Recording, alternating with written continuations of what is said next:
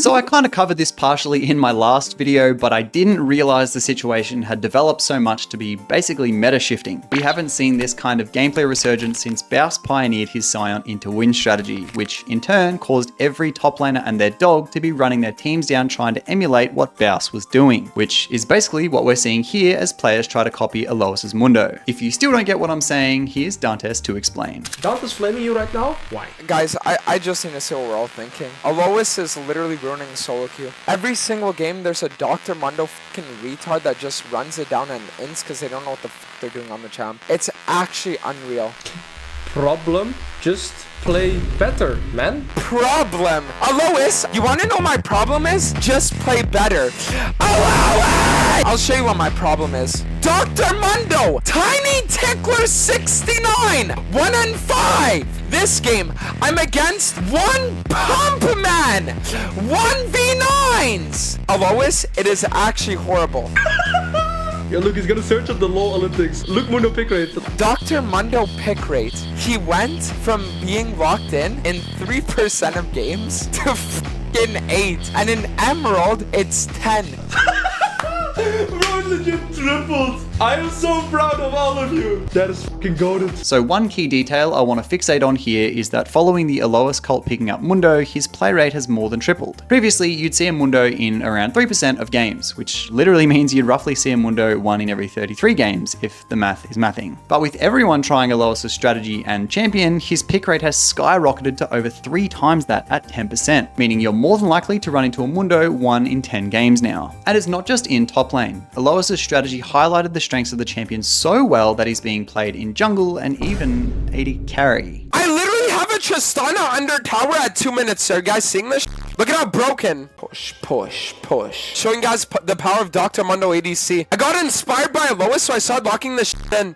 And even though it sounds troll, it's really not. But obviously, with these kind of gameplay trends rising comes tension in the community, because these players just kind of don't understand what they're doing, and we see a lot of games being tanked in the process of the learning curve. This happened with the Baus resurgence before this one, and you might remember Tyler 1 going off on him because it was ruining so many games. If you need a refresher of the clip, here it is. The US streamer got Challenger today. They're fucking nobodies. It's not comparable, except the boy fucking, the Boasu fucking dipshit, which is the reason intentionally feeders don't get banned on EUS, his disgusting, that unique cringe playstyle. Nice, bro. And almost like clockwork, we have this clip from Dantes mirroring Tyler's sentiment. Motherfucker's just headbutting the tower in front of his face like it's nothing. Alois has done irreparable damage to solo queue with his Mundo grind. I'm gonna be honest with you guys. What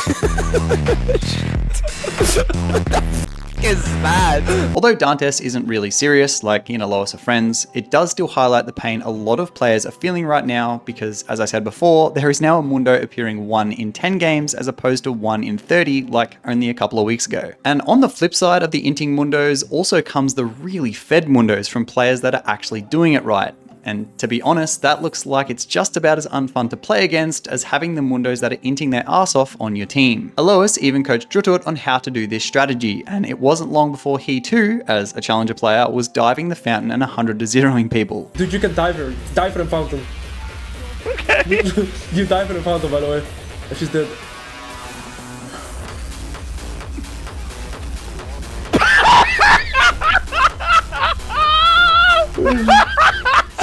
Along with the Mundo Plague though comes a gameplay style that also facilitates his scaling. Obviously, like Baus' Scion, this strategy focuses more heavily on towers and their platings over kills. So this was first popularized by Baus, but then widely adapted by Alois, who was often seen doing it on his Riven and then his Mundo. And of course, I'm talking about proxying. Famously was this clip versus LCK top laner Morgan when Alois played into his Poppy as Riven.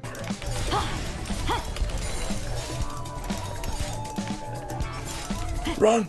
Lord Morgan is on my ass. Obviously, as Riven, you're gonna want to avoid interacting until you can at least scale, especially versus one of the best top laners in the world on one of Riven's hardest counterpicks, which is exactly what Alois did. Oh, and also a bonus clip when he did it versus Showmaker's Tryndamere. Check it out. Play 2. Dude, I'm perfect CS as well. I've missed 1 minion, by the way. Dude, the gameplay is illegal, bro. Completely illegal. And again, because this style of gameplay requires a bit of fundamental much of which Alois and Baus have in excess, the average player that tries to emulate this might struggle and just feed their ass off. Also, especially because in lower elos, players that are proxying will usually be stopped by the Silver 2 Garen that doesn't care about his 4 waves dying to the tower. This works a lot better in higher elos. Because this strategy is seeing such an increase in popularity even from when Baus was doing it, I wouldn't be surprised if Riot nerfed it, because doing it essentially means you're getting a turn ahead of the game's internal tempo. Now, for the other part of this video, I wanted to highlight something that I'm probably pretty qualified to speak on. I often get asked by budding creators what kind of content they could be making within the league space, because to them, it can often feel like everything has been done to death and the scene is overwhelmingly saturated. I tweeted about this earlier, so if you want to see my thoughts, you can follow me on @rivalrvn on X or Twitter, but I spoke on Alois's content model. He is a prime example of a strategy that will always work. It is timeless in a sense. Alois and I have known one another for longer than he's been making videos or even streaming, and before Alois blew up, he was a consistently high challenger player who then also had a few seasons in pro play. What this allowed him to do was build a toolbox, as I like to call it. You can't just start a YouTube channel and expect to succeed. You need to be equipped with the right tools to work with, or skills. Like, you don't just show up to a job site and expect to build a house without tools, right? Years and years ago, before I began League YouTube, I made Call of Duty videos, and they actually did pretty well. I was on a known team and even still have FaZe members who follow me on Twitter from those days. Although this period wasn't enough to translate into a job like it is now, it did allow me to learn how to edit through the Adobe applications, learn thumbnail creation, be on camera, and learn about video creation and social media as a whole. If I didn't have this period in my life, I wouldn't be able to do what I do today. Which is the same as Alois. Prior to YouTube, he built his toolbox as a player and coach and gained the knowledge required to pass on to players today, which is what gives his content so much value. But his content isn't reinventing the game. This stuff's been done at length for years before Alois, and everyone thought it was dead. But he was able to prove that if your content is high value enough, in that he teaches players in a high effort, high energy manner for free on his stream, people will return. He then, being more comfortable on stream, built up his camera presence through hours and hours of streaming and became the enjoyable and educational personality that we know today.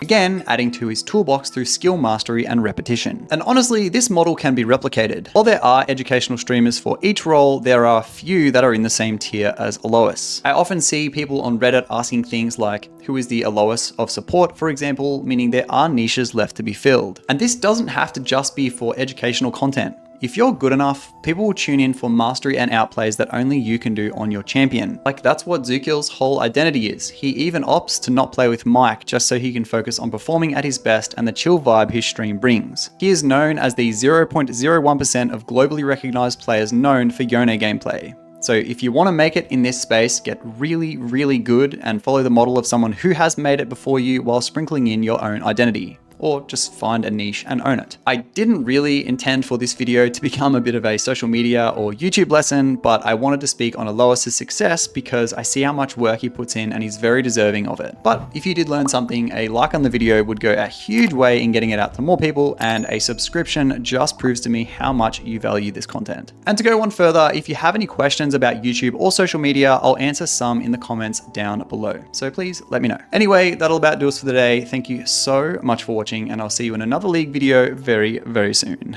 Bye.